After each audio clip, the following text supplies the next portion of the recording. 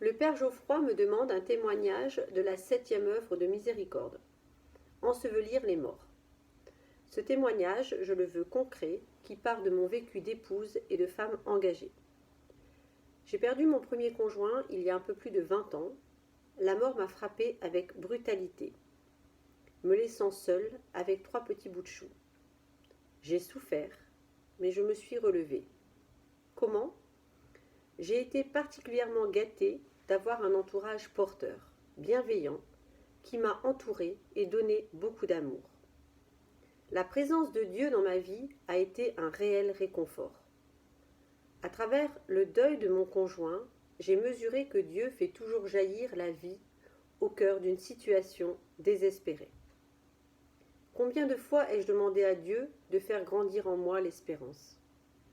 Ce long chemin de deuil m'a fait grandir en humanité. J'ai pu repérer les signes de la présence de Dieu à l'œuvre en moi. Saint Paul, dans sa première lettre, nous donne une réponse. Il ne faut pas que vous soyez abattus comme les autres qui n'ont pas d'espérance. Réconfortez-vous les uns les autres.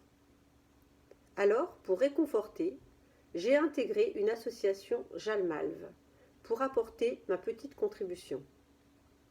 J'ai accompagné pendant quelques années les personnes en soins palliatifs. Puis ma mission a évolué. J'accompagne aujourd'hui un groupe de paroles d'endeuillés. À travers la souffrance des personnes accompagnées, je reconnais le Christ. Il n'est pas loin des personnes qui souffrent. Alors, ensevelir les morts, qu'est-ce que cela veut dire pour moi ?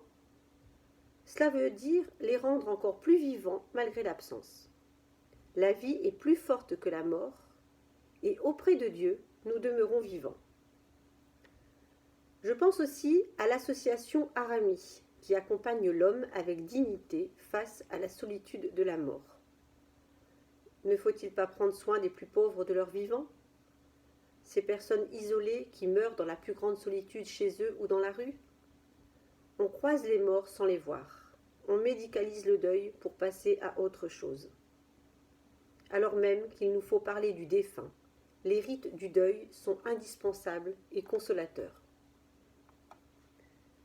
Partager la peine de l'autre, prier pour lui, n'est-ce pas notre mission de chrétien ?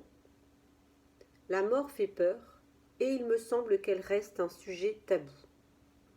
Je suis enseignante dans un lycée professionnel. Je donnais un cours à des lycéens sur la mort et le deuil. Une de mes élèves, d'origine algérienne, était atterrée de la pauvreté de nos rites funéraires.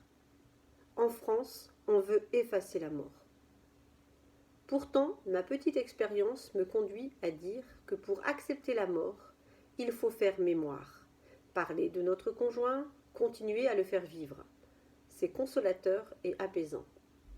Il n'est plus présent, mais tellement là autrement. J'ai souvent dit présence invisible. Je suis convaincue qu'à travers la mort, nous pouvons toujours embellir la vie.